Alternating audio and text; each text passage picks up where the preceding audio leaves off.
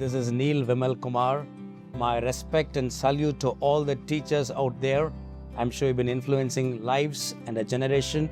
So God bless you in this noble pursuit as you fulfill God's purposes, not just in your lives, but in the lives of the people you are actually influencing.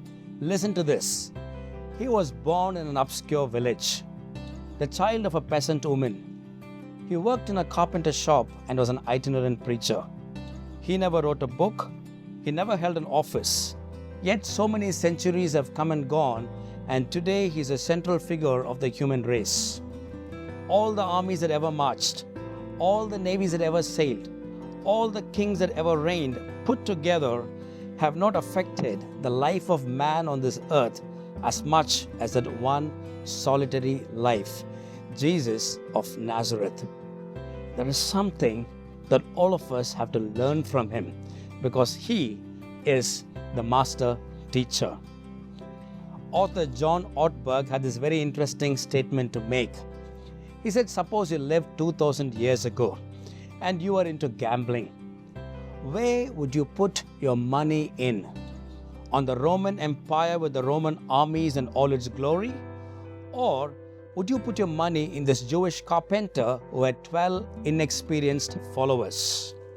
And then he goes on to say, 2000 years later, we still name our children after his disciples, Peter, James, and John, while we call our dogs Nero and Caesar. Jesus has exerted enormous positive influence in civilization and individual lives even today. So there is a leaf we can take out of this master teacher so that you and I can be better equipped. I want to give you 4 quick points that I see in the Gospels. Firstly, Jesus was available. Early in his life, 2 followers come to him and say, Master, where do you stay? Rather than giving a geographical address, Jesus said, come and see. Now that kind of an open invitation is a very challenging invitation to make. You're opening up your life to your followers. But Jesus said, come and see. The master was available. Secondly, we find that Jesus was very approachable. You remember the story in the Bible where children were brought to Jesus and they were comfortable in his presence. Well, even today, I don't find many men who are very comfortable with little children, but babies were brought to Jesus and they nestled in his arms. That is remarkable. He was approachable. What about the story of this sinful woman who came into a Pharisee's house? She dared come into a Pharisee's house, perhaps knowing there was this one man inside, this rabbi, who would come to her rescue as she came in, let loose her hair and wiped his feet with her tears and with that ointment. Jesus was indeed very approachable. Now that's an important principle for all teachers to take. Thirdly, we also find that Jesus was extremely accommodating or audience focused. He was always speaking to an audience of one. He spoke to that individual. He was not worried about the social barriers surrounding that individual. Imagine the Samaritan woman. When Jesus spoke to her, she was surprised. She said, you are a Jew, I'm a Samaritan, you are asking me for a drink. When the disciples came back after buying food, they were surprised, wondering, what is he talking to that woman? See the point? So he's willing to break those social barriers because he is looking at her. That one audience right in front of her. He was willing to accommodate her because he saw her very differently from how society would view her. Or the fact that he went to Zacchaeus' home. Now that was very challenging for the people with him. The religious leaders said, if he knew that he was a tax collector and a sinner, why would he go into their house? But Jesus was accommodating. He was looking at that audience of one as we reached out to all kinds of people and he spoke to them. Jesus also constantly had that access. Now that's an important word in communication. He went and visited people in their homes.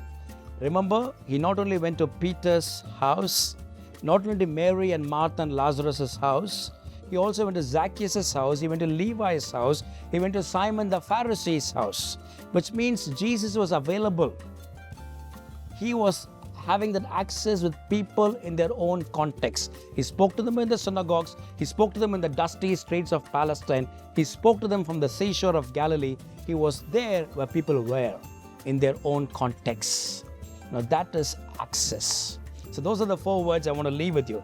He was very accommodating to people as he spoke to the audience of 1. He had that access with people. He was available 24/7, and he was very approachable as an individual, and people felt comfortable in his place. A story is told of Dr. Radha Krishnan, whose birthday is celebrated as Teacher's Day. When he was teaching at the Madras Christian College in Chennai, one student listening to him said, "Can I be your disciple?"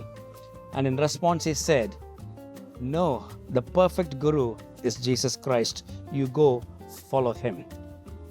So all my friends and people who are watching this or listening to this talk, you are a teacher in some sense or the other. You are influencing somebody else. So may I present to you the master teacher. But here's my concluding remark. Jesus was not just a great teacher, because education is never going to save us. Jesus was a great teacher, but then he was a savior. He came into this world to save people from their sin. Education may not change us, but salvation transforms us.